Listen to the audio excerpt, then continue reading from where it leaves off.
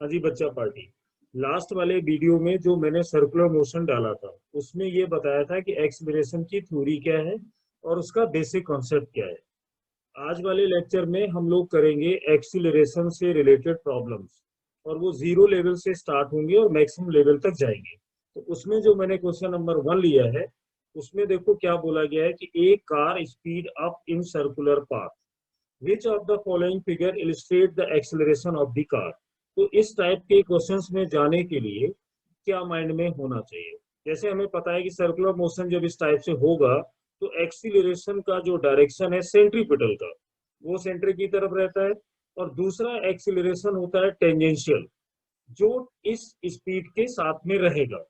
अब इसमें बोला गया है कि स्पीड अप हो रही है। हमें काइनेमेटिक्स से पता होता है कि स्पीड बढ़ने का मतलब है u प्लस एटी, यानी एक्सीलरेशन का वेलोसिटी की डायरेक्शन में होना। तो स्पीड बढ़ाने के लिए कौन सा कंपोनेंट रिस्पॉन्सिबल है, जैसा मैंने लास्ट वाले लेक्चर में बोला था, वो है टेंजेंशियल। तो इस पॉइंट पर अगर मैं टेंजेंशियल एक्सीलरेशन की बात करूं तो दोनों सेम डायरेक्शन में होंगे। इसी टाइप से यहाँ भी टेंजेंशियल वेलोसिटी की डायरेक्शन में होगा, यहाँ भी टेंजेंशियल इसकी डायरेक्शन में होगा, और यहाँ भी डायरेक्शन में होगा। ऐसा मैं कैसे कह सकता हूँ कि स्पीड के साथ होगा, क्योंकि प्रॉब्लम में बोला है speed up, and we know that acceleration can increase the speed of the particle only if the direction of this acceleration along with the direction of velocity। अब इससे हुआ क्या, दो एक्सीलरेशन हमारे पास यहाँ दिखाई दे रहे हैं। तो अगर मैं इन दोनों का रिजल्टेंट यहाँ पे बनाऊंगा तो देखिए इधर आएगा, यहाँ पैरेललोग्राम पूरा करो, यहाँ पर भी रिजल्टेंट एक्सीलरेशन बनाइए ऐसे, यहाँ पर भी बनाइए ये आएगा, यहाँ पर भी बनाइए। अब ये जो एरोज यहाँ पर देख रहे हो अलग अलग डिफरेंट डिफरेंट टाइप के, उनको ध्यान से देखो। एक एक्सीलरेशन आपका ये है, स्पीड के साथ एंगल, ये स्पीड के साथ एंगल, ये फाइनल एक्सीलरेशन है, मैंने ग्रीन से बना दिया, यहाँ पे है, यहाँ पर है, और यहाँ पर है। यानी इस पूरे डायग्राम में अगर हम ध्यान से देखें तो जो रिजल्टेंट एक्सीलरेशन है ये ऐसे आ रहा है, यहाँ पर ऐसे जा रहा है, यहाँ पर ऐसे जा रहा है, और ये ऐसे जा रहा है। ये सेंट्रीपिटल का डायरेक्शन है, ये टेंजेंशियल का डायरेक्शन है। जितना डिस्कस करोगे उतना ही कॉन्सेप्ट आगे यूज करेंगे हम। ये एसी होगा, यहाँ फिर टेंजेंशियल होगा, यहाँ पर फिर एसी होगा। एक चीज और है, जैसे जैसे टाइम बढ़ेगा इस इक्वेशन के अकॉर्डिंग स्पीड का जो अमाउंट है बढ़ने का वो बढ़ता जाएगा। मतलब जो एक्सीलरेशन फाइनल होगा, जिसको हमने ऐसे बोला था कि सेंट्रीपिटल और टेंजेंशियल के स्क्वायर के इक्वल होता है, ये सी है, उसमें ये है फाइनल एक्सेलरेशन। जैसे जैसे हमारी स्पीड बढ़ेगी इस एक्सेलरेशन का वैल्यू बढ़ेगा, मतलब ये जो एरो है ये बढ़ता जाएगा। एरो क्यों बढ़ता जाएगा, क्योंकि इस एरो में जो ये बीच का पोर्शन होता है ये मैग्नीट्यूड को बताएगा, और स्पीड बढ़ने का मतलब है मैग्नीट्यूड टाइम के साथ बढ़ेगी तो ये लेंथ बढ़ेगी, और एरो तो सिर्फ डायरेक्शन बताएगा। तो दो चीजें देखनी है, पहला ये कि जहां भी एंगल बनेगा स्पीड के साथ रिजल्टेंट एक्सीलरेशन का, ध्यान से देखो, अगर मैं कहीं भी एंगल की बात करूं स्पीड के साथ, यहाँ पर कहीं भी देखोगे वो एंगल 90 से कम होगा, यानी एक्यूट एंगल होगा। तो पहला ऑब्जर्वेशन एक्यूट एंगल होगा। दूसरा, टाइम के साथ साथ ये जो एरो है वो बढ़ता जाएगा। अगर मैं पहले ऑप्शन में देखूं तो यहाँ पर डायरेक्शन तो सी दिया है, एरो की लेंथ नहीं बढ़ रही है। दूसरा, इसमें रिजल्टेंट एक्सीलरेशन सरकमफ्रेंस के साथ 90 पर नहीं है, तो मेरा पहला ऑप्शन नहीं हो सकता। यानी अगर ऑप्शन सही चुनना है तो पहले रिजेक्ट करना आना चाहिए। इसी टाइप से अगर मैं सी ऑप्शन की बात करूं तो यहाँ पे देखो ये एरो है, अगर मैं इसकी डायरेक्शन यहाँ से बनाऊंगा सेंटीमीटर बनाऊंगा तो एंगल एक्यूट नहीं है, ये नहीं हो सकता। अगर मैं डी ऑप्शन की बात करूं तो डी ऑप्शन में कहीं भी एरो का लेंथ नहीं बढ़ रहा है। देखने में ये क्वेश्चन आसान है पर उतना इजी है नहीं जितना ये लग रहा है देखने से। इस क्वेश्चन में ध्यान से देखो, कहीं पर भी एरो का लेंथ नहीं बढ़ रहा है, एरो का लेंथ बिल्कुल कांस्टेंट है, तो ये हो ही नहीं सकता। ये एक्यूट एंगल नहीं इसलिए नहीं होगा, इसमें फाइनल एक्सीलरेशन का डायरेक्शन नहीं इसलिए नहीं होगा। तो इसका मतलब ये नहीं होता है कि बी ऑप्शन होगा ही होगा। उसमें भी देख लेते हैं, यहाँ से जब चला तो मेरा जो स्पीड है वो ये रहा होगा, एंगल एक्यूट है यस, स्पीड मेरा यहाँ एंगल एक्यूट है यस, स्पीड मेरा यहाँ है एंगुल यस, हर जगह एंगल एक्यूट में जा रहा है, और साथ में देख लो इस एरो का लेंथ, ये वाला एरो और लंबा हो गया, ये और बड़ा हो गया। अगर ये यहाँ से चला था तो स्टार्टिंग में ये सीधा क्यों है? ये भी बच्चे पूछेंगे कि सर यहाँ तो एंगल 90 है, क्योंकि जब ये चलेगा तो टाइम की वैल्यू हमें 0 लेनी पड़ेगी उस जगह जहां से मोशन स्टार्ट होगा। और जहां से मोशन स्टार्ट होगा, जब टाइम की वैल्यू 0 डालोगे तो एक्सीलरेशन अपना रोल प्ले कर ही नहीं पाएगा। तो उस समय सिर्फ एक एक्सीलरेशन होगा जो कि होगा सेंट्रीपिटल, और वो होगा सेंटर की तरफ। जैसे जैसे टाइम बढ़ेगा टेंजेंशियल एक्सीलरेशन अपना रोल प्ले करेगा और रिजल्टेंट एक्सीलरेशन की डायरेक्शन को बदलेगा, एरो की लेंथ बदलेगा, पूरे मोशन में अपने एंगल को एक्यूट रखेगा। तो इस बेस पर हम कह सकते हैं कि मेरा जो ऑप्शन नंबर 1 है वो करेक्ट होगा। अब चलते हैं क्वेश्चन नंबर। अब देखो इसमें सेकेंड क्वेश्चन में हमने क्या लिया हुआ है, एक ट्रेन है, a train one move from east to west, direction पे फोकस करना। Another train to move from west to east on the equator with equal speed relative to the ground. Ground के रिलेटिव में दोनों equal speed से चल रहे हैं। The ratio of their centripetal acceleration a1 upon a2 relative to the centre of earth. अब देखो, जहां पर अर्थ का रेडियस 0 होता है वो बोला जाता है पोल, और जिस जगह अर्थ का रेडियस सबसे ज्यादा होता है r, ये जो रेड में देख रहे हो इसको बोलते हैं हम लोग इक्वेटर। ये होता है इक्वेटर। अब सोचो, इसमें ये कहा जा रहा है कि इस इक्वेटर के अलोंग 2 ट्रेन है। एक ट्रेन जो पहली वाली है वो ईस्ट टू वेस्ट जा रही है, यानी ईस्ट से चलना है। और अगर मैं इसकी डायरेक्शन को यहाँ पे बनाऊं तो ये जो ईस्ट वाली डायरेक्शन है इसको जाना है ईस्ट से वेस्ट की तरफ रोटेट करते हुए, और जो दूसरी वाली ट्रेन है वो है वेस्ट टू ईस्ट। ये देखिए वेस्ट टू ईस्ट, यानी ट्रेन नंबर 2 इधर जा रही है और ट्रेन नंबर 1 इधर आ रही है।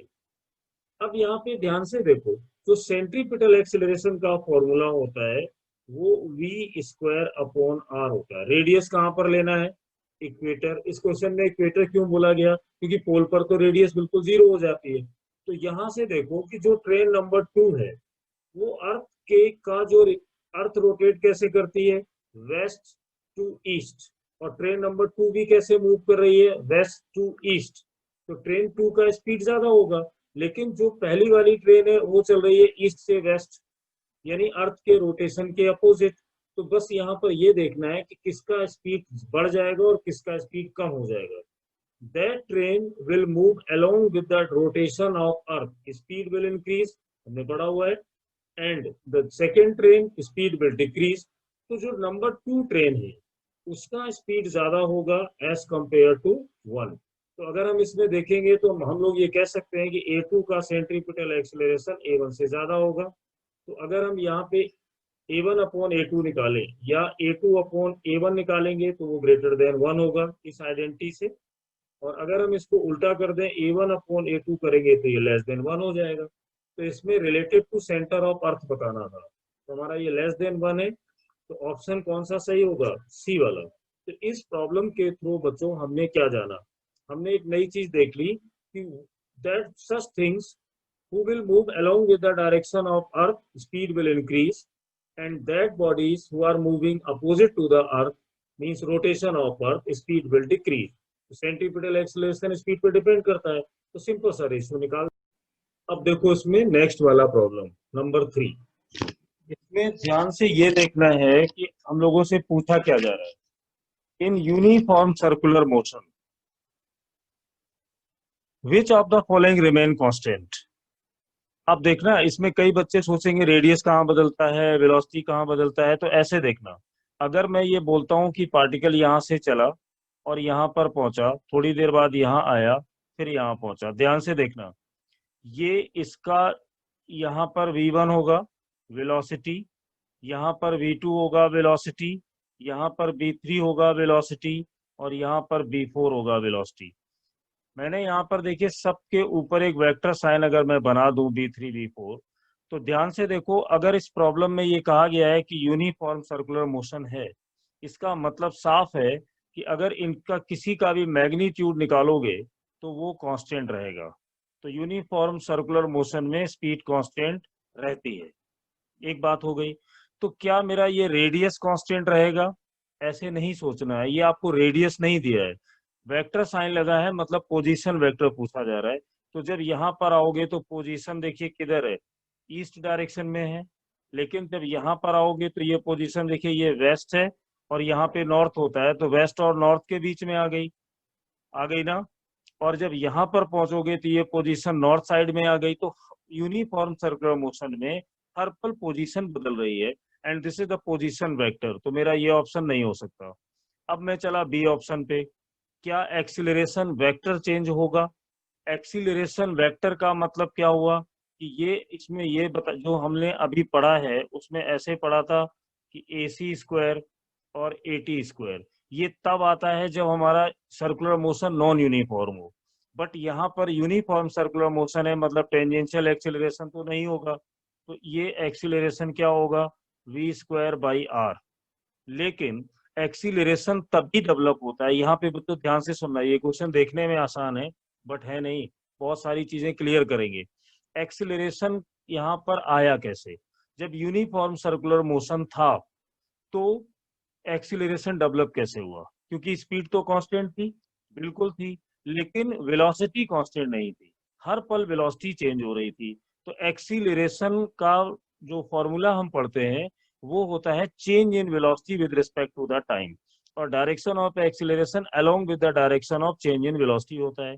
यहाँ पर जो एक्सीलरेशन डेवलप हुआ वो डायरेक्शन चेंज होने की वजह से हुआ, और पार्टिकल कहीं भी हो पर एक्सीलरेशन सेंटर की तरफ होगा जो कि डायरेक्शनल है, और वो हर पॉइंट पर अपनी डायरेक्शन बदलेगा।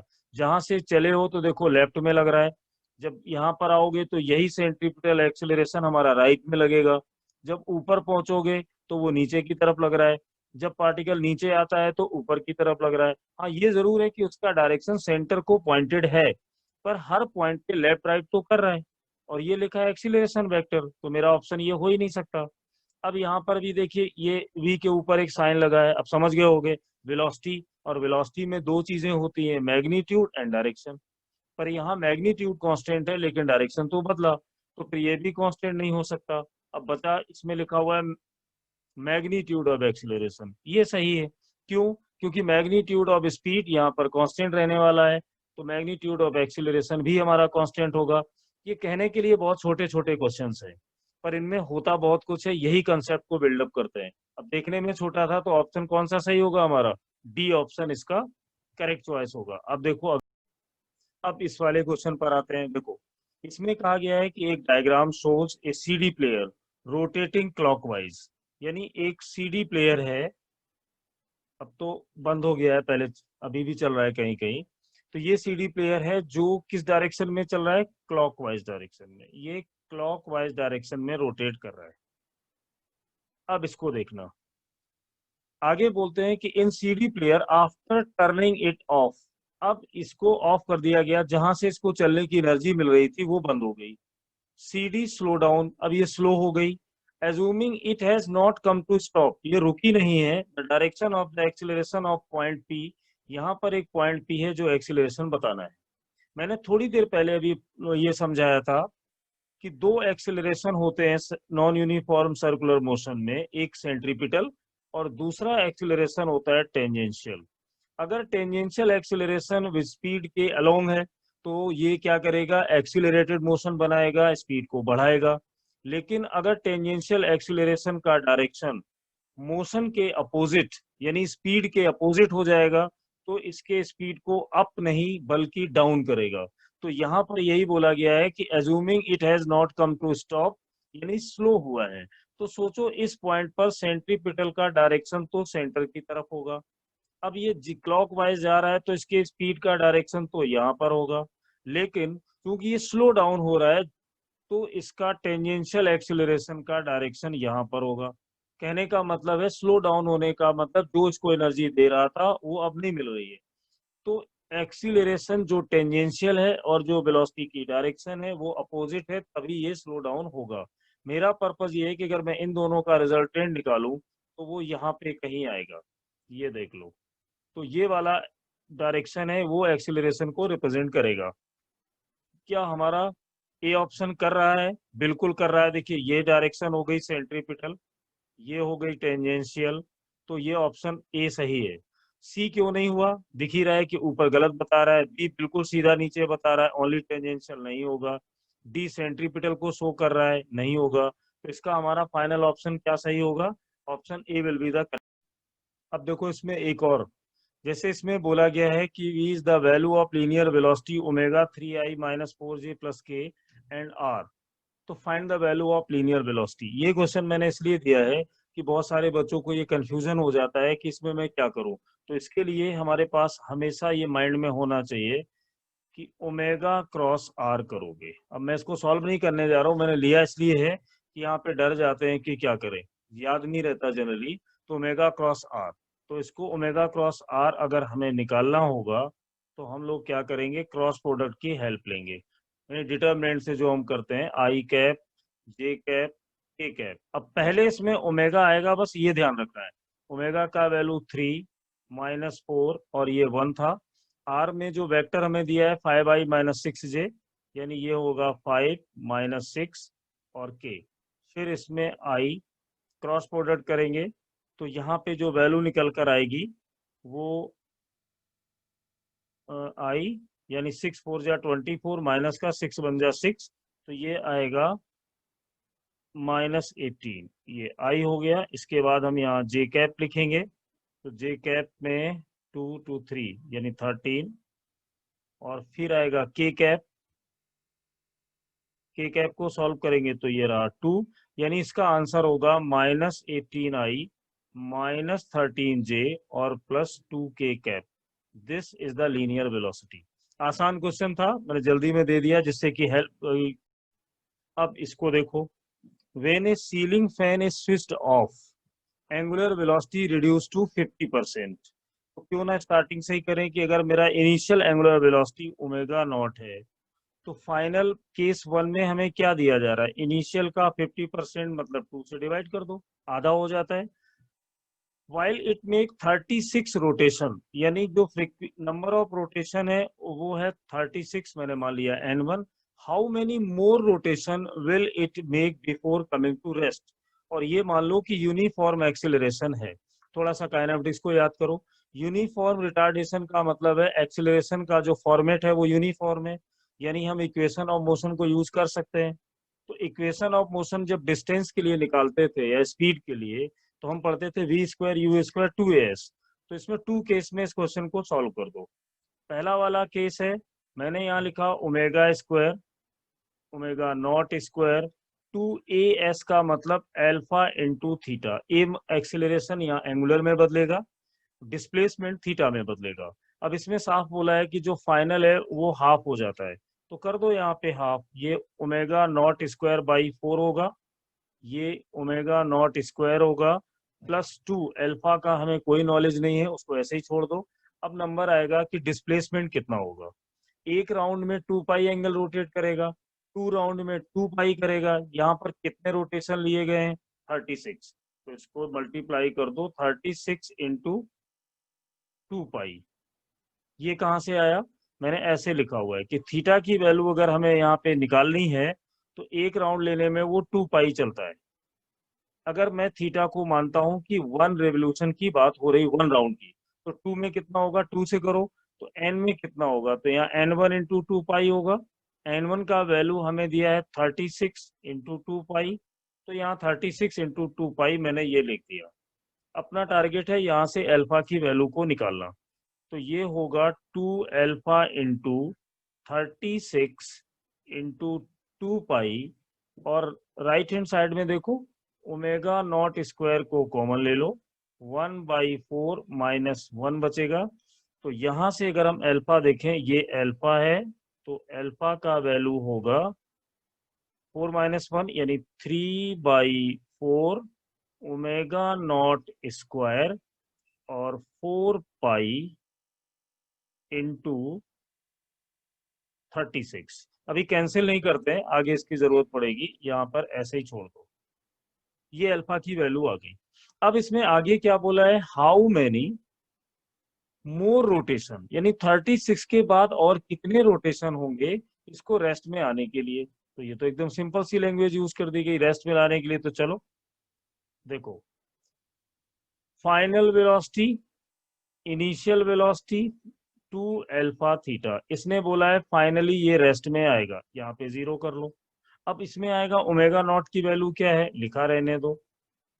अब ये रेस्ट में आएगा मतलब रिटार्डेशन होगी, तो अल्फा की वैल्यू यहाँ पे माइनस हो गई, ये अल्फा हो गया, साथ में ये थीटा हो गया। अब थीटा कैसे लिखोगे, 1 राउंड में 2 पाई। मान लो कि मोर रोटेशन जो चाहिए वो वैल्यू n2 है, मैंने यहाँ पे n2 लिख दिया। अब देखो अपना पर्पज है n निकालना, तो omega naught square upon 2 alpha into 2 पाई, ये हमारी वैल्यू आएगी n2 की। तो n2 के वैल्यू के लिए यहाँ पर लिखो ओमेगा नॉट स्क्वायर, ये है 4 अल्फा पाई, और आगे चलते हैं omega naught square 4 into alpha का वैल्यू क्या है, ये देखो सामने लिखा हुआ है यहाँ पे, तो इसको 3/4 ओमेगा नॉट स्क्वायर, और ये आ जाएंगे ऊपर 4 pi into 36, omega naught square 4 से 4, और ये 12, यहाँ से पाई भी है, ये बीच से दिया हुआ था, पाई से पाई भी कैंसिल, 4 पाई, यानी जब हम इसको सॉल्व करेंगे तो आएगा 48। कैलकुलेशन चेक कर लेना बच्चों एक बार, है ना, ये 48। मेरा इस क्वेश्चन को बताने का पर्पज ये था कि काइनेमेटिक्स में और इसमें कोई फर्क नहीं है, इक्वेशन और मोशन का सीधा यूज है। ओमेगा नॉट, ये वैल्यू वैल्यू चेक कर लेना, मैंने इतने सारे लिख दिए हैं 48। तो मोर रेवोल्यूशन कितने चाहिए, मोर कितनी और फ्रीक्वेंसी की बात हो रही थी, तो देखो अभी हमने निकाला 48, पहले ये कितना कर चुका था 36, तो इसमें से माइनस कर दो, जब यहाँ से माइनस करोगे तो ये 12 आएगा, यानी कितने और चाहिए, तो वो 12 चाहिए। इस प्रॉब्लम का पर्पस क्या था, प्योर काइनेमेटिक्स, कुछ भी ऐसा नहीं है जो नया हो। अब देखो यहाँ पर ये एक बहुत आसान सा क्वेश्चन लिया है, पर उसके पीछे पर्पस क्या है।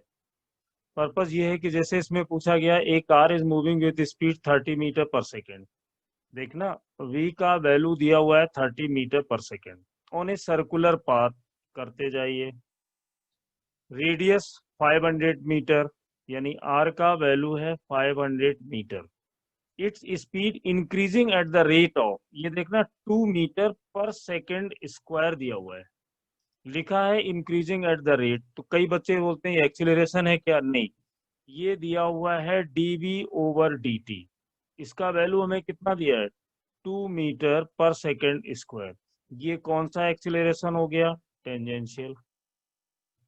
बस यहाँ पे क्या ना, थोड़ी सी जल्द और एक गलती करते हो, पहले तो ये पहचानना आ गया, फिर इसमें पूछा गया एक्सीलरेशन ऑफ द कार बताइए, तो सर्कुलर मोशन का एक्सीलरेशन नॉन यूनिफॉर्म में क्या होता है, ए। दूसरी मिस्टेक कहाँ करोगे, सेंट्रीपिटल एक्सीलरेशन का स्क्वायर और टेंजेंशियल का स्क्वायर, जल्दी में मिस्टेक यहाँ पर होती है, सेंट्रीपिटल का फॉर्मूला v²/r, फिर से स्क्वायर, और ये टेंजेंशियल का स्क्वायर, ये सबको आता है, पर ये 2 बार स्क्वायर करना होता है, अक्सर यहाँ पे जल्दबाजी कर जाते हैं और वहीं पे दिक्कत आ जाती है। अब देखना पहले v का क्या करोगे, स्क्वायर आएगा 900, तो पहले यहाँ पे 900 लिखोगे, रेडियस दी हुई है 500, वो लिखना, फिर इसका स्क्वायर करना, और 80 का वैल्यू हमें 2 दिया है, तो 2 का स्क्वायर करना। मैं कैलकुलेशन बताने नहीं जा रहा हूँ, मैं ये बताने जा रहा हूँ कि ये 80 कैसे दिमाग में आएगा। दूसरा, ये 2 बार स्क्वायर यहाँ होता है, कैलकुलेशन में जल्दबाजी में मिस्टेक होती है, इसलिए बताया।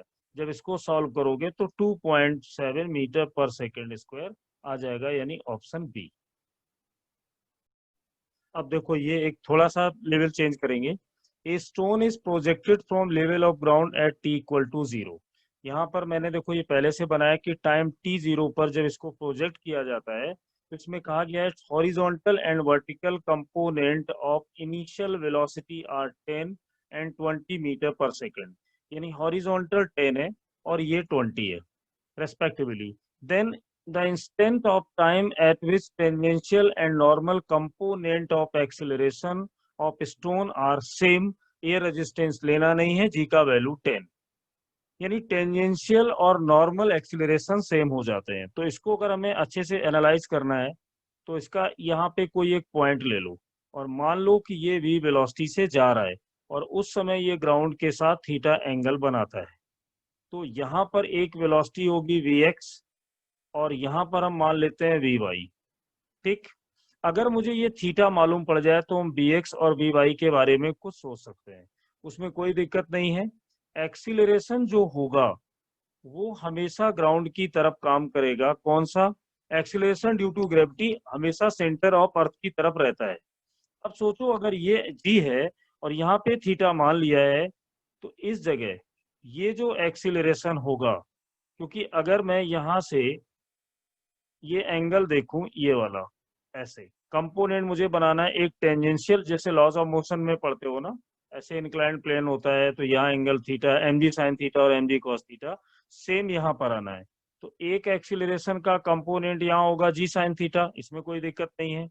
जितना ग्राउंड से ये डेविएट होगा उतना ही g डेविएट होगा, क्योंकि g का डायरेक्शन हमेशा सेंटर की तरफ है। जितना जितना पार्टिकल टर्न होता जाएगा एक्सीलरेशन की डायरेक्शन उतनी ही एंगल बनाएगी। तो इस जगह से हम कंपोनेंट बना सकते हैं g cos थीटा। अब देखिए ये दो एक्सीलरेशन कंपोनेंट हमें दिखाई दे रहे हैं। इस पाथ पर ये जो g sin थीटा है वो हमारा कौन सा एक्सीलरेशन बोला जाएगा? टेंजेंशियल। और जो हमारा ये g यानी जो नॉर्मल एक्सीलरेशन है वो कौन सा है? g cos theta. हमने कैसे माना कि g cos थीटा सेंटर होगा? अगर कोई पार्टिकल ऐसे कर्व वाले पाथ पे जाता है ऐसे ही, तो अगर हम सेंटर का आइडिया लें तो यहाँ से ये रेडियस होगी, यहाँ से ये रेडियस होगी, यहाँ से ये रेडियस होगी। तो अगर हम सेंटर की तरफ यहाँ से सोचेंगे तो g का डायरेक्शन तो हमारा ये है, और यहाँ पर जो एक्सीलरेशन है वो टेंजेंशियल होगा, और ये वाला जो एक्सीलरेशन है वो यहाँ पे होगा नॉर्मल, ये वाला होगा नॉर्मल और ये टेंजेंशियल। अगर मैंने ये माना है कि ये वेलोसिटी हॉरिजॉन्टल से यानी ग्राउंड से थीटा एंगल बना रही है, इसका मतलब जो एक्सीलरेशन ड्यू टू ग्रेविटी है इसका वेरिएशन भी थीटा रहा होगा। तो ये जो सेंटर की तरफ आ रहा है इसको हम बोलेंगे नॉर्मल, और वो वैल्यू कितनी है कम डायग्राम के according? g cos theta. Tangential acceleration कितना है? g sin theta. But question ने बोला है कि दोनों आपस में इक्वल है, इसका मतलब ये कहा जा रहा है कि g sin थीटा का वैल्यू g cos थीटा के इक्वल है। तो यहाँ से g कैंसिल कर दो, cos को इधर ले आओ, तो tan थीटा का वैल्यू 1 आएगा, यानी ये थीटा की वैल्यू 45 आ गई। अगर ये थीटा की वैल्यू 45 है तो इससे हमें क्या बेनिफिट हुआ? अगर हम इसको थोड़ा और ऐसे देखें, जो वेलोसिटी का डायग्राम अभी बना था इसमें देखो, यहाँ पर ये है, अभी हमने देखा यहाँ पर हमारा b cos थीटा है, ये हमारा b sin थीटा है, और रिजल्टेंट वेलोसिटी मैंने ये बनाई थी एट एनी स्टैंड, जहां से आपने फेंका है वो टाइम लिया था 0। जब यहाँ t सेकंड में पहुंचोगे तो ये एंगल आया थीटा, जिसको हमने सॉल्व किया कि वो उसकी वैल्यू कितनी आ रही है?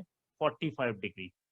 ये 45 होने का मतलब है कि ये वाला कंपोनेंट और ये वाला कंपोनेंट, अगर मैं इसको बोलूं ये vy है और इसको बोलूं vx है, तो एंगल 45 होने का मतलब है कि tan 45 का वैल्यू vy अपॉन vx होगा, और थीटा 45 है, मींस vy का वैल्यू vx के इक्वल होगा। अब देखिए कितना अच्छा इसमें कॉन्सेप्ट यूज होगा हमारे प्रोजेक्टाइल मोशन का। vy हम लोग कैसे सॉल्व करते थे? uy ऊपर जाने के लिए यहाँ पे लिखेंगे ay इंटू टी, और इसमें हॉरिजॉन्टल डायरेक्शन में एयर मना किया गया है, यानी एक्स डायरेक्शन में कोई एक्सीलरेशन नहीं है। प्रोजेक्टाइल मोशन से भी याद है कि horizontal component of velocity will remain constant. तो जो vx की वैल्यू है वो ux की वैल्यू के, ये vx यहाँ लिख दिया, चलो हम निकाल लेते हैं। uy का वैल्यू कितना है वो देखो, क्वेश्चन में दिया हुआ था स्टार्टिंग में कि initial component of vertical velocity 20, ऊपर जा रहा है, g का वैल्यू -10 लोगे, t हमें निकालना है। अब vx कितना है? ये जब बदलता ही नहीं है तो ये तो ux ही रहेगा। ux इनिशियल हॉरिजॉन्टल कितना दिया था? 10, यहाँ पे 10 लिख दो। तो देखो 20 -10 इक्वल 10t, तो साफ दिखाई दे रहा है कि t का वैल्यू आएगा 1 सेकेंड। तो 1 सेकेंड वो इवेंट होगा जहां पर हम लोगों से पूछा गया है। अब देखो इस पूरे क्वेश्चन में हम लोगों से जो पूछा जा रहा है वो क्या है? इसमें कहा गया था कि which tangential and normal component of acceleration same रहते हैं, तो वो किस टाइम पर ऐसा होगा? तो वो टाइम की वैल्यू कितनी आई है? यहाँ से जो हम लोगों ने अभी कैलकुलेट की है वो वैल्यू आई है 1 सेकेंड। अब यहाँ ऑप्शन में देखो तो 1/2 सेकेंड, 3/2 सेकेंड, 3 सेकेंड, 4 सेकेंड, यानी यहाँ पे मिस्टेक है, ऑप्शन में कहीं दिया नहीं है। तो किसी भी एक ऑप्शन को मान लो मैं इसको काट के ठीक कर दूं कि यहाँ 1 सेकेंड होगा तो हमारा सी होगा। अगर 3/2 की जगह 1 लिख दूं तो बी। यहाँ जो ऑप्शन है वो मैच नहीं कर रहे, उसकी कोई दिक्कत नहीं है, इसमें करेक्शन है। तो ऑप्शन इसका वो सही होगा जिसमें 1 सेकेंड दिया होगा, नहीं दिया है तो करेक्शन करके लिखा जाएगा। ठीक है, तो अब देखते हैं अगला। अब आ जाओ, देखो इसमें ये जो प्रॉब्लम सामने दिखाई दे रहा है यहाँ पर ये इजी हमें लग सकता है, पर आगे आने वाली जो फिजिक्स आएगी उसमें इसका बहुत जबरदस्त यूज होगा। स्पेशली जब 12th में मैग्नेट पढ़ोगे तो ये डायग्राम बार बार बनाने पड़ेंगे, तो वहां पर हेल्प करेगा, इसलिए अच्छे से सुनना। इसमें कहा गया है कि एक position vector of particle moving in X plane in time T, वो हमें दिया है r=a1 - cos⍵t i cap a sin⍵t j cap the path of the particle, और कई सारे ऑप्शंस दिए। उसकी बात हम करेंगे बाद में। पहले इसमें ये देखो कि अगर हम यहाँ पर एक सर्कुलर ट्रैक बनाए, अपनी तरफ से मैंने ऐसे एक बना दिया, और ये मान लिया कि ये वाला जो पॉइंट है ये है हमारा वाई एक्सिस, और इस डायरेक्शन में हम लोग ले रहे हैं एक्स एक्सिस। इस पॉइंट के जो कोऑर्डिनेट हैं वो 0 0 है, ध्यान से देखना। यहाँ पर मैं कोऑर्डिनेट ले रहा हूँ a0, मैंने भाई ऑप्शन से कोई मतलब हमें नहीं है। इसमें ये किधर रोटेट कर रहा है ऐसा नहीं बोला है। Position vector of particle X Y plane time t यहाँ नहीं दिया है। तो हम अगर ये मान लेते हैं कि इस डायरेक्शन में ये v वेलोसिटी से चलता है, समझना, तो टाइम t=0 पर इसने चलना स्टार्ट किया, और टी टाइम पर ये यहाँ पर पहुंचा। अब मुझे जानना है इसका एंगुलर डिस्प्लेसमेंट कितना हुआ। तो मैंने क्या बताया था, उसके लिए हमें एक रेफरेंस लाइन चाहिए। तो मैं ओरिजिन से एक्स एक्सिस के अलोंग जो लाइन जा रही है उसको रेफरेंस लाइन मान लेते हैं। आरपी चाहिए, रेफरेंस पॉइंट, तो सेंटर के मान के इसको ज्वाइन करा दो। तो देखो ये एंगल थीटा हमें दिख जाएगा, दिखा ना। अब ये जैसे ही थीटा दिखा, अब इस ओरिजिन से आपको कोऑर्डिनेट यहाँ पर देखने हैं कि कोऑर्डिनेट कितने होंगे। तो कोऑर्डिनेट निकालने का तरीका है कि अगर मैं इस पॉइंट पर पहुंचना चाहता हूँ यानी पी पॉइंट पर, तो पी के कोऑर्डिनेट में मुझे एक्स और वाई को निकालना होगा। और मैंने ये बताया है कोऑर्डिनेट निकालने का मेथड क्या होता है, पोजीशन वेक्टर एक्स आई कैप और वाई जे कैप। तो मुझे वैल्यू चाहिए एक्स की कितनी होगी, और मुझे ये वैल्यू चाहिए कि वाई की वैल्यू कितनी होगी। अब अगर इसको यहाँ से एक ट्रायंगल फॉर्मेट पे बदल दिया जाए, ये वाली अपनी रेडियस है। जब मैं ए लेके चला हूँ स्टार्टिंग में कि ये यहाँ से शुरू होगा, सेंटर है पॉइंट ए पर, ओरिजिन से मैंने इसको घुमाना स्टार्ट किया तो मैंने रेडियस को स्मॉल ए ही लिया है। तो अब मुझे इस ट्राइंगल में ये यहाँ मैं ए ले सकता हूँ। तो अगर यहाँ पे लिखा जाए कि साइन थीटा का वैल्यू क्या होगा, तो ये थीटा है परपेंडिकुलर यानी कि वाई, हाइपोटेनियस होगा ए। तो देखिए वाई का वैल्यू आएगा ए साइन थीटा, आ गया। अब मुझे इसी टाइप से अगर एक्स की वैल्यू निकालनी है तो मैं लिखता हूँ कॉस थीटा मतलब बेस, यहाँ से यहाँ तक ये एक्स डैश लिख दिया, क्योंकि तो x dash base upon hypotenuse, तो एक्स डैश का वैल्यू होगा ए कॉस थीटा, आ गया। पर पार्टिकल यहाँ पर है, कोऑर्डिनेट निकालने के लिए फिर एक बार ध्यान से देखो, यही मिस्टेक होती है। सेंटर से हम यहाँ पर पहुंचते हैं, ओरिजिन मेरा इस जगह है 0 0, तो coordinate who will decide, coordinate तो ओरिजिन डिसाइड करेगा। पार्टिकल यहाँ पर है, तो मुझे जो कोऑर्डिनेट में चाहिए वो ये डिस्टेंस चाहिए, ये वाली जो मैंने अभी बनाई है। ये मैं निकालूं कैसे, तो अगर मुझे ये x वाली डिस्टेंस यहाँ पे निकालनी है तो क्या करना होगा, पहले मुझे इस ओरिजिन से, अगर मैं ये मान लूं कि ओरिजिन पॉइंट O पर है और सेंटर पॉइंट C पर है, तो पहले मैं लिखूंगा OC, और जहां से ये मैंने अभी x डैश की वैल्यू निकाली है उस x डैश की वैल्यू को माइनस कर दूं, तो मुझे ये वाली डिस्टेंस आ जाएगी जो ओरिजिन से मुझे चाहिए। क्योंकि कोऑर्डिनेट बनाने का तरीका क्या है, आप x पर कितना चलोगे और y पर कितना चलोगे। तो अगर मैं O पॉइंट पर आना चाहता हूँ तो पहले मैं O से चलूंगा, इस यहाँ पर आऊंगा, फिर मैं ऐसे जाऊंगा, मतलब मेरे जाने का रास्ता ये होगा। ओरिजिन से चलूंगा, पहले ऐसे आऊंगा, जो डिस्टेंस मैंने x मानी है, फिर मैं ऊपर जाऊंगा तो मुझे मिलेगा पॉइंट P। तो मैं कितना चला, x में कितना चला और y में कितना चला, तो मैं इतना ही तो चला ना। कोऑर्डिनेट बनाने में आप एक्सिस पर ही चल सकते हो, डायरेक्ट तो जंप करोगे नहीं। तो अब ये x निकालने के लिए हमें क्या करना पड़ा, पहले मैंने OC लिया, पूरा सेंटर तक गए, तो सेंटर तक जाने में OC का वैल्यू कितना है, रेडियस a, x डैश हमने कितना निकाला, a cos थीटा, तो यहाँ पर लिखेंगे a cos थीटा, इसमें से कॉमन ले लो, तो ये होगा 1 माइनस cos थीटा। ये आपका कोऑर्डिनेट आ गए। अब जब कोऑर्डिनेट निकाल लोगे तो फिर देखो अब आगे क्या होगा, मेरे पास जो कोऑर्डिनेट की वैल्यू आई है r, x की वैल्यू हम कितना जा रहे हैं, a 1 माइनस cos थीटा, ये x i कैप है, और y में हम कितना चले हैं, a sin थीटा, ये होगा j कैप। दूसरी चीज, एंगुलर वेलोसिटी होती है थीटा अपॉन t, है ना, तो थीटा का वैल्यू होगा ओमेगा टी। अब यहाँ पर वैल्यूज डालिए, तो ये होगा a, ब्रैकेट में होगा 1 माइनस थीटा को रिप्लेस करो ओमेगा टी से, ये होगा आई कैप, और यहाँ पर a, थीटा को रिप्लेस करो ओमेगा टी से, ये होगा j कैप, तो ये होगा पोजीशन वेक्टर। अब ध्यान से देखो, ये पोजीशन वेक्टर हमने निकाला। मैं फिर बोल रहा हूँ, आगे जब फिजिक्स पढ़ोगे तो वहां पे ये बार बार नहीं पढ़ाया जाएगा, एसएचएम हो या मैग्नेट हो, ये कोऑर्डिनेट हमें बनाने आने ही चाहिए। तो ये बन गया। अब ये जो हमने कोऑर्डिनेट पूरा सेट किया है वो ये मान के किया है कि मेरा जो सेंटर है वो a,0 पर है, तब ये हमारा पोजीशन वेक्टर बनेगा।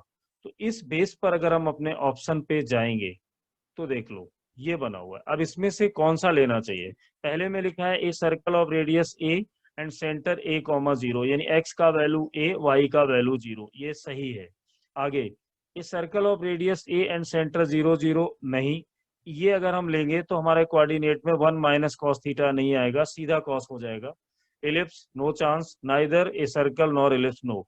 सर्कल क्यों बन रहा है, क्योंकि रेडियस इसमें पूरा दिया है। अगर मुझे ये जानना है कि ये सर्कल ही बनेगा या नहीं बनेगा, तो उसको जानने के लिए क्या करो, दोनों इक्वेशन यानी जो x की वैल्यू आई है और y की वैल्यू आई है उसको स्क्वायर करके ऐड करोगे तो सर्कल का इक्वेशन हमें मिल जाएगा।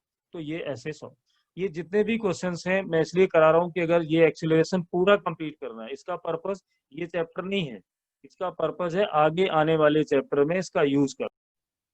अब देखो ये उसी टाइप के क्वेश्चंस को आगे बढ़ाया, इसमें लिखा है the x and y coordinate of particle x equal a sin omega t और y equal a sin omega t plus π/2।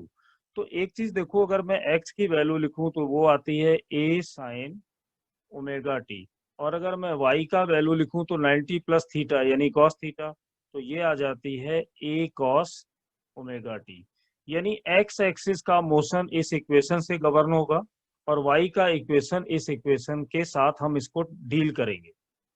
अब सोचो इसमें कि दो इक्वेशन 1 है और ये इक्वेशन 2 है, अगर इन दोनों इक्वेशंस को स्क्वायर कर दिया जाए ऐड करके, तो लेफ्ट हैंड साइड में आपको मिलेगा x square plus y square, right hand side में a square sine square omega t, a square cos square omega t. हम ए स्क्वायर को इसमें से कॉमन लेंगे, तो sine square theta plus cos square theta, ये वैल्यू होती है 1, तो ये इक्वेशन हमें मिलेगी। ये क्या डिसाइड करेगी, सबसे पहले ये सर्कल का इक्वेशन है, तो इसने मुझे ये बता दिया कि जो यहाँ पर मोशन होने वाला है वो सर्कुलर मोशन होगा। पहला आंसर तो हमें मिल गया कि मोशन किस टाइप का होगा, तो क्योंकि यहाँ तो सर्कुलर मोशन पढ़ा रहे हो पहचान लोगे, लेकिन जब ये क्वेश्चन आएगा तो वहां थोड़ी ना लिखा होगा कि फ्रॉम सर्कुलर मोशन।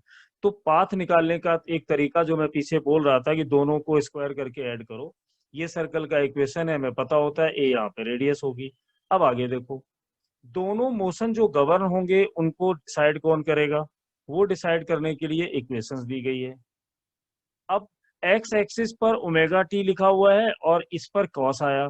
अब मैं ये जानना चाह रहा हूं कि अगर मैं स्टार्टिंग में ओमेगा टी का वैल्यू 0 लूं, ये ध्यान रखना इसमें टाइम भी शामिल है और ओमेगा टी को हम थीटा भी लिख सकते हैं, है ना।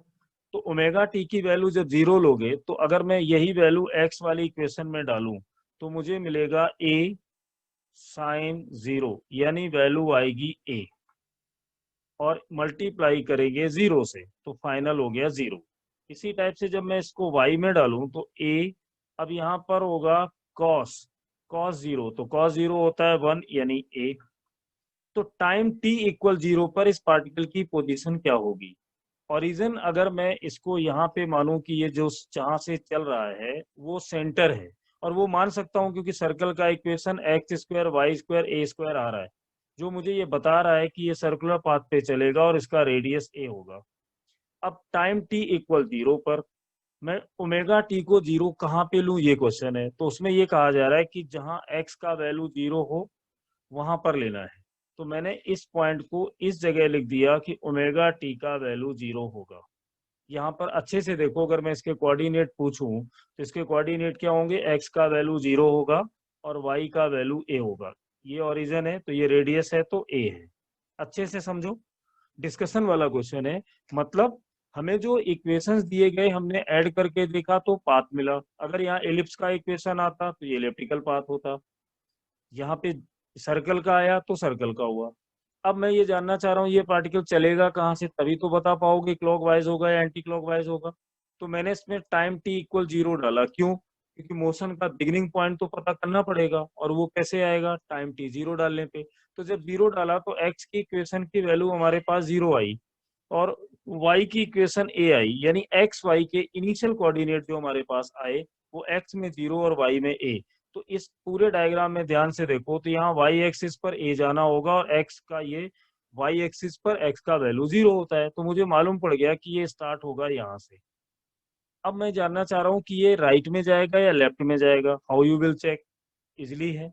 यहाँ पर देखो, अगर ओमेगा टी जो कि थीटा होता है, तो अगर मैं इस पॉइंट 1 से 2 पर आना चाहता हूं तो मुझे कितना एंगल रोटेट करना पड़ेगा, तो वो आंसर है पाई बाई 2, 90। तो अब पहला केस सॉल्व किया, इसी में दूसरे वाले केस पर चलो, थोड़ा सा इधर कर लेते हैं। ये देखो, अब मैं दूसरा केस ले रहा हूं कि ओमेगा टी का जो वैल्यू है वो पाई बाई 2 है। ये omega two T pi by 2 कैसे हो जाता है, क्योंकि थीटा ही ओमेगा 2, 1 से 2 आने में। तो जरा आप इसमें वैल्यू डाल डाल के देखो। पहले मैं देखूंगा एक्स का वैल्यू, ए साइन ओमेगा टी का वैल्यू हमने लिया पाई बाई 2, यही माना है। तो साइन 90 का वैल्यू 1 होता है, यानी ये प्लस का ए आ गया, ठीक है। अच्छा वाई देखें तो यहाँ था ए कॉस पाई बाई 2, तो ये देखिए 0 आ गया। प्लस ए का मतलब यहाँ पे प्लस ए है, और y का वैल्यू 0 होना चाहिए, तो 2 पर x एक्सिस है, y 0 है, यानी ये गारंटी हो गई कि ये यहाँ से यहाँ तो पहुंच गया। अब मान लो मैं ये चेक करूं कि ये सही किया कि नहीं, जरा थर्ड पॉइंट पे भी चेक कर लेते हैं। तो जब हम थर्ड पॉइंट के डिस्कशन पर हम लोग जाएंगे तो ओमेगा टी यानी थीटा, ये थीटा पूरा रोटेट होके कितना आएगा, 1 से चले हो यहाँ तक गए हो तो अंडरस्टूड है कि पाई होगा। चेक करें एक्स को सेटिस्फाइड करेगा। तो एक्स था ए साइन ओमेगा टी का वैल्यू यहाँ पे कितना लिया हुआ है, पाई लिया हुआ है। साइन पाई यानी साइन 180, और साइन 180 का वैल्यू तो 0 होगा, यानी ये 0 होना चाहिए। y का वैल्यू कितना होगा, a cos 180 यानी 90 प्लस 90, cos 90 माइनस थीटा क्या होता है, माइनस साइन थीटा, तो ये आएगा माइनस ए। और ये दिखाई दे रहा है कि जब मेरा ये ओरिजिन है तो ये y पे वैल्यू नेगेटिव ही होगी। तो यहाँ के कोऑर्डिनेट क्या हो गए, 0 कॉमा माइनस ए, यानी ये यहाँ भी पहुंचेगा। ये लो यहाँ आ गया। अब ये लास्ट वाला केस यहाँ पे कितना लोगे, तो ओमेगा टी का वैल्यू 3 पाई बाई 2 डालोगे। तो जब सॉल्व करोगे, मैं कर नहीं रहा हूं, तो x का वैल्यू माइनस ए आ जाएगा और y का वैल्यू 0 आ जाएगा। मतलब इस पूरे डिस्कशन में हमने दो चीजें देखी कि एक तो पाथ डिसाइड करना आना चाहिए, और वो क्लॉकवाइज चलेगा या एंटी क्लॉकवाइज चलेगा ये क्यों पूछा जा रहा है। अगर हमें क्लॉकवाइज और एंटी क्लॉकवाइज बताना आ जाएगा तो उसी से तो डिसाइड होता है कि एंगुलर एक्सीलरेशन का डायरेक्शन क्या होगा, क्योंकि क्रॉस प्रोडक्ट तो लगाओगे। तो इसलिए ये जरूरी था। अब देखो इसको, ये उससे भी अच्छा है। A particle moves in xy plane. Position vector at any time is given by, position vector दिया है r इक्वल, मैं लिख लेता हूँ 2ti cap plus 2t square j cap, ये मीटर ऐसे। The rate of change of theta, यानी rate of change of theta time के रिस्पेक्ट में ये होगा, ये मुझे बताना है। The rate of change of theta at 2 second पे बताना है ऐसे, where theta is the angle which its velocity vector make with positive x axis। यानी ये जो मैं थीटा हम लोग को दिया गया है वो वेलोसिटी में ये एंगल है और एक्स एक्सिस के साथ में है। ये क्वेश्चन का डेटा है। फिर एक बार, एक पार्टिकल है जिसका पोजीशन वेक्टर सामने है और उसमें कहा गया है कि the rate of change of theta बताइए टाइम टू 2 सेकेंड पर थीटा जो लेना है वो एक्स एक्सिस से लेना है। अब बच्चे जब इसको देखेंगे उनको लगेगा यार इसमें थीटा कहीं दिया नहीं है और थीटा पूछ लिया, हम करें कैसे। तो देखो कितना अच्छा ये बनाया गया, जैसे ही शुरुआत करोगे अपने आप आ जाएगा। एक बात बताओ, जब हम मोशन इन प्लेन पढ़ते थे तो यहीं से सोचना इसको स्टार्ट करो कि अगर ये एक्स एक्सिस है और ये वाई एक्सिस है, यहां से मुझे थीटा लेना है। देखना इसी ने तुम्हें सारा हिंट दे दिया है। मैं पूछूं कि इसमें ये बताओ टेन थीटा कितना होगा, तो यही तो बोलोगे सर वाई अपॉन एक्स कर दो। ये वाई है और ये एक्स है। इस लॉजिक पर ये पूरा क्वेश्चन बना दिया गया। देखना कैसे, जो अपनी इक्वेशन दी गई है तो वहां से मैं ये कह सकता हूं कि एक्स की पोजीशन क्या है 2t। तो अगर इसमें रेट ऑफ चेंज निकालना है तो टाइम के रिस्पेक्ट में डिफरेंशिएट तो करना पड़ेगा, तो इसको dx ओवर dt कर दो, तो ये रह जाएगा 2 और ये वैल्यू किसकी आ गई, vx हो गया 2 मीटर पर सेकेंड। इसी तरह सामने देखो उसमें y का वैल्यू कितना दिया गया है 2t², तो वेलोसिटी y डायरेक्शन में कितनी होगी 4t हो गई। अब समझ गए होगे मैं क्या करूंगा, x का वैल्यू और y, इसी लॉजिक का यूज करो। अगर मैं पूछूं कि टेन थीटा का वैल्यू क्या होगा तो यही तो बोलोगे V Y upon V X होगा। अब वी वाई का वैल्यू कितना है 4t, वी एक्स का वैल्यू कितना है 2, काट दो यहाँ से तो ये कितना आ गया 2t। अब हमें एक हिंट मिल गया कि टेन थीटा का जो वैल्यू है वो 2t होगा। निकालना है D theta over D T, तो अपने आप मैसेज कन्वे हो गया कि इसको एक बार टाइम के रिस्पेक्ट में डिफरेंशिएट कर दो तो रेट आ जाएगा। चलो देखो करके देख लेते हैं। यहाँ पे देखो, तो अब इसको दोनों तरफ डी थीटा यानी डी टी, इसको हमें डिफरेंशिएट करना है टेन थीटा को, और इधर टू कांस्टेंट है डी ओवर डी टी और ये टी हो गए। जैसे ही इसको डिफरेंशिएट करोगे हमें पता है टेन थीटा का होता है सेक स्क्वायर थीटा, फिर थीटा का करोगे तो D theta over D T आएगा, यहाँ पे तो 2 मिलने वाला है। अब सेक स्क्वायर थीटा का वैल्यू तो पता नहीं है, बहुत अच्छा क्वेश्चन है। अब टिग्नोमेट्री में हमने पढ़ा हुआ है कि सेक स्क्वायर थीटा का मतलब क्या होता है 1 + tan² थीटा, है ना बढ़िया। देखिए फिर बाद में टेन थीटा आ गया, ये 2 हो गया। अब टेन स्क्वायर थीटा का वैल्यू हमें पता है, टेन थीटा हमने अभी क्या निकाला है, ये देखो सामने 2t, यहाँ पे रख दो, 2t लिखोगे तो ये 4t² बनेगा और ये क्या होगा डी थीटा और डी टी, ये 2 है। हमें निकालना था रेट ऑफ, तो D theta over D T ये होगा 2/1 + 4, कितने टाइम पर बताना था, क्वेश्चन ने बोला था 2 सेकेंड में, तो टी की वैल्यू यहाँ पे 2 रख दो। तो अब देख लो ये 2 होगा, अपॉन में कितना है यानी 4 × 4 = 16 यानी 17। अब सोचो ये D theta over D T होता क्या है, ये एंगुलर वेलोसिटी है ओमेगा, तो यहाँ भी ओमेगा आएगा, यानी 2/17 क्या आया, ये आया रेडियन पर सेकेंड। तो ये एंगुलर वेलोसिटी एक तरीके से निकल के आई। अब इसको एक बार फिर देख लेना अगर समझ में ना आया हो कि विच, इसमें जो पूछा था एंगल ऑफ थीटा, मतलब थीटा का टाइम के साथ चेंज होना एंगुलर वेलोसिटी ही पूछ रहा है पर बोला नहीं गया है, तो ऑप्शन में हो सकता है इसमें इसी टाइप के बनाए जाएंगे।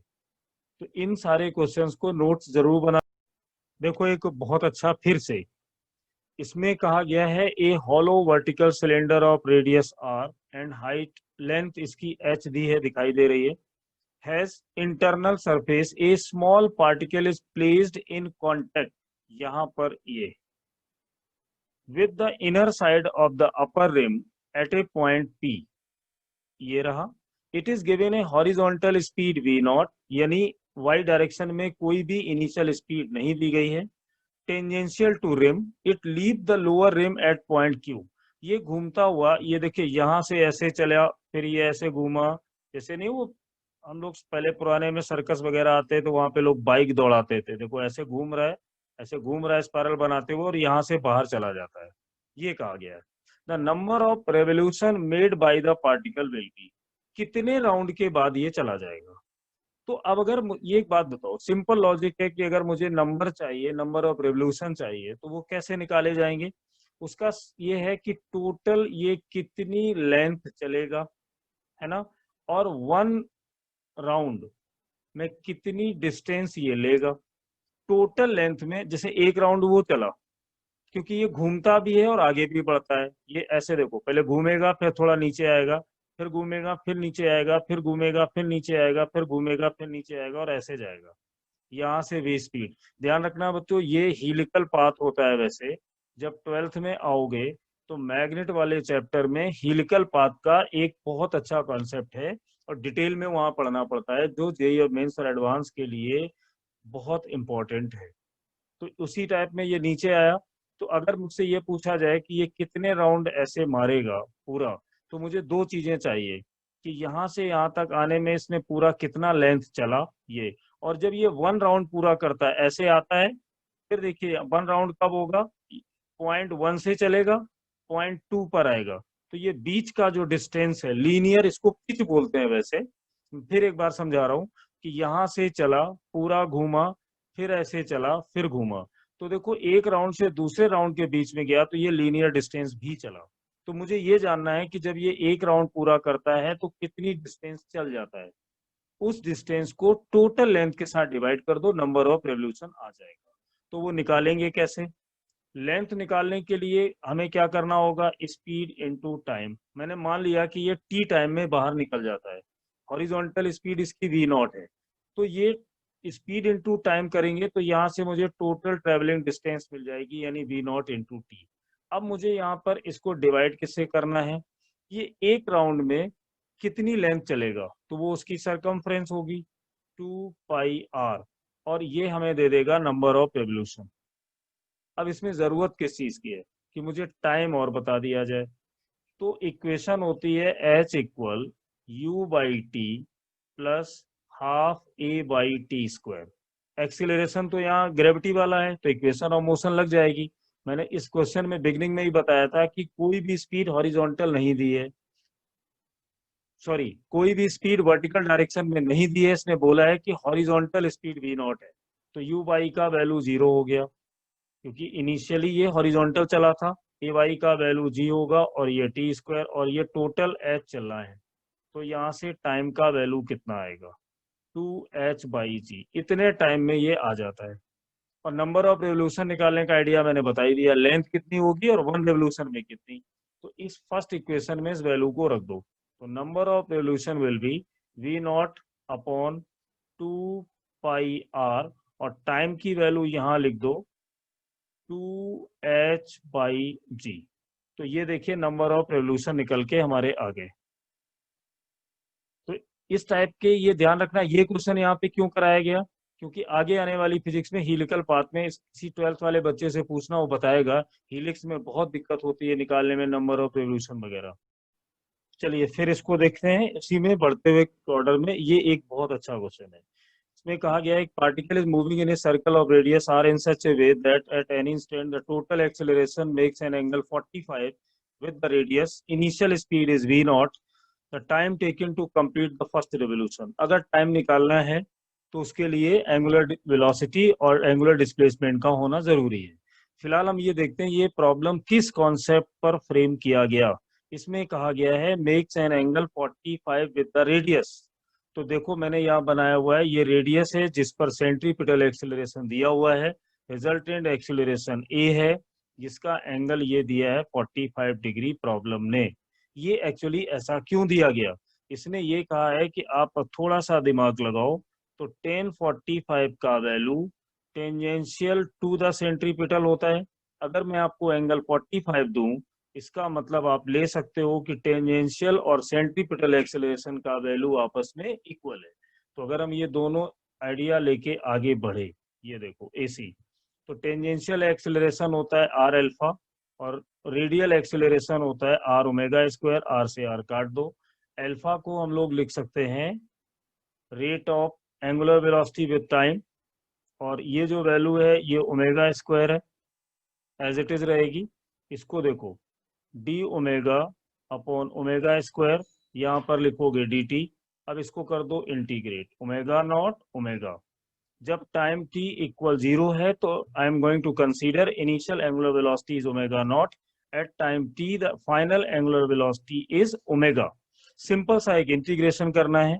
कैसे होगा? Omega minus two D omega, initial angular velocity final angular velocity, और dt को इस तरफ इंटीग्रेट करेंगे केवल t मिलेगा, यहाँ करेंगे तो एक माइनस का साइन आएगा, 1 upon omega lower limit upper limit और t। माइनस साइन को इंट्रोड्यूस करो तो लोअर माइनस अपर हो जाएगा, है ना, उल्टा। तो 1 upon lower limit 1 upon upper limit equal to t। ये उल्टा लिमिट क्यों किया? क्योंकि मैंने इस माइनस को एडजस्ट किया। अब थोड़ा सा इसको और सॉल्व कर लो आगे ले जाके। जब हम इसको और यहाँ पे सॉल्व करेंगे, एक सेकेंड बच्चों, हाँ, जब इसमें अब देखो एलसीएम लेके इसको सिंपली बस कैलकुलेट करते चले जाना है। हम जब यहाँ पर एलसीएम लेंगे तो ओमेगा नॉट ओमेगा आएगा, यहाँ से मिलेगा ओमेगा और यहाँ से मिलेगा ओमेगा नॉट, और ये वैल्यू होगी टी। तो अगर omega minus omega not solve करना है तो क्या होगा? Omega naught omega into T. तो सिर्फ ओमेगा की वैल्यू कितनी आएगी? वो होगी, ओमेगा नॉट को कॉमन ले सकते हो तो यहाँ मिलेगा 1 प्लस, एक मिनट इसको और थोड़ा इजी कर लेते हैं। ये जो ओमेगा की वैल्यू है, अगर मैं ओमेगा को कॉमन लूं तो यहाँ से 1 मिलेगा, और इसको जब इधर लेकर आएंगे तो मिलेगा माइनस ओमेगा नॉट टी। इस ओमेगा को राइट साइड में भेजो, ओमेगा नॉट, तो ओमेगा का वैल्यू आएगा omega not 1 minus omega not T. ये हमने इसकी एंगुलर वेलोसिटी निकाली। हो सकता है इस प्रॉब्लम में बस इतना ही पूछा जाता कि ये कंडीशन दिया हुआ है, अब इसका फाइनल एंगुलर वेलोसिटी निकाल के बताइए, तो हम ये भी कर सकते थे। और यहाँ पे तो एक रिवोल्यूशन का टाइम पूछा है तो कैलकुलेशन थोड़ी और आगे जाएगी। देखो, अब इस ओमेगा को मैं लिख सकता हूँ D theta over D T, और यहाँ पर omega not 1 minus omega not T as it is रहेंगे।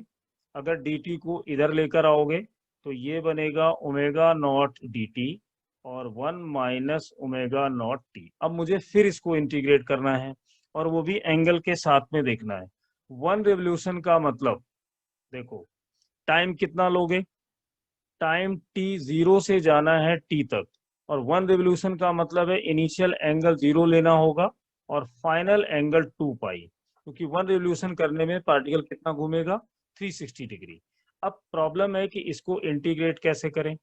तो यहाँ पर इंटीग्रेशन बाई पार्ट, चलो मैं एक बार इसको भी बता देता हूँ। अगर मैं इस वैल्यू को कैपिटल टी मान लूँ, 1 माइनस ओमेगा नॉट टी को, अब दोनों साइड स्मॉल टी के रिस्पेक्ट में डिफ्रेंशिएट करिए, 1 का 0 होगा, omega naught constant, small T का डिफ्रेंशिएशन स्मॉल टी के रिस्पेक्ट में 1।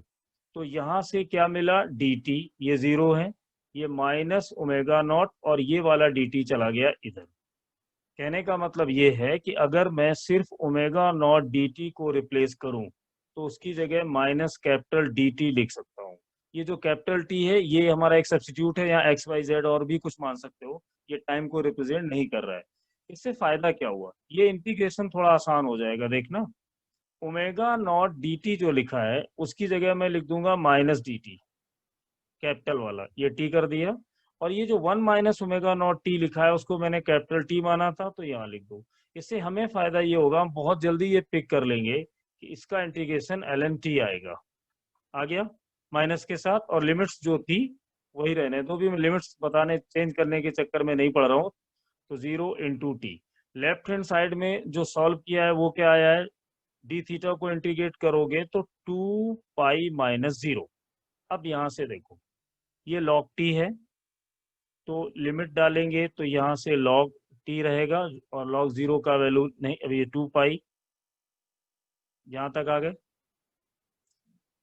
अब इसमें एक चीज और है कि जो ये t है, अब मुझे t का वैल्यू यहाँ रखना है, फिर लिमिट को अप्लाई करना है 0 से t। तो थोड़ा और आगे चलते हैं, कैलकुलेशन से नहीं घबराना कभी, इसीलिए बेसिक मैथ पढ़ाया जाता है कि कभी कभी हैवी आएगा।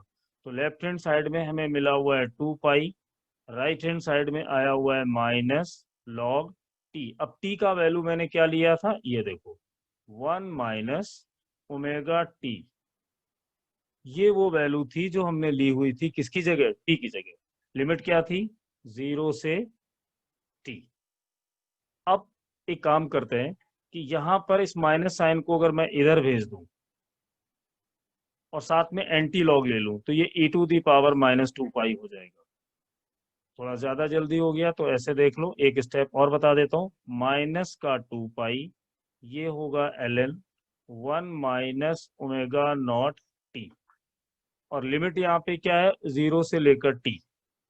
तो वो तो वही वैल्यू आनी है जो यहाँ पे लिखते थे। तो ये बनेगा e⁻⁻² एंटी लॉग लेने पर, यहाँ होगा ओमेगा टी। अपना पर्पस है टाइम की वैल्यू निकालना, तो ओमेगा नॉट टी को इधर ले आइए और 1 माइनस e⁻⁻² इधर जाएगा। तो टी का वैल्यू क्या होगा, 1/ओमेगा नॉट 1 माइनस e⁻²। देखिए यहां तक इसको सॉल्व करते करते हम लोग पहुंच गए। चाहो तो यहाँ पर और चेंज कर लो। ओमेगा नॉट का वैल्यू हमने जैसे पढ़ा हुआ है v=r ओमेगा होता है, तो ओमेगा क्या होगा, v/r। ये v नॉट कर दो, तो टाइम की वैल्यू 1/ओमेगा नॉट, यहाँ v नॉट करो, यहाँ पे r करो, और 1 माइनस e⁻²। तो ये एक बहुत बेहतरीन क्वेश्चन था। इसमें फाइनल आंसर आएगा t=r/v0 1 माइनस e⁻²। ये वो टाइम है जो 1 रिवोल्यूशन में लगने वाला है। तो इसमें हमने क्या क्या पढ़ा, अगर इसको ध्यान से देखो तो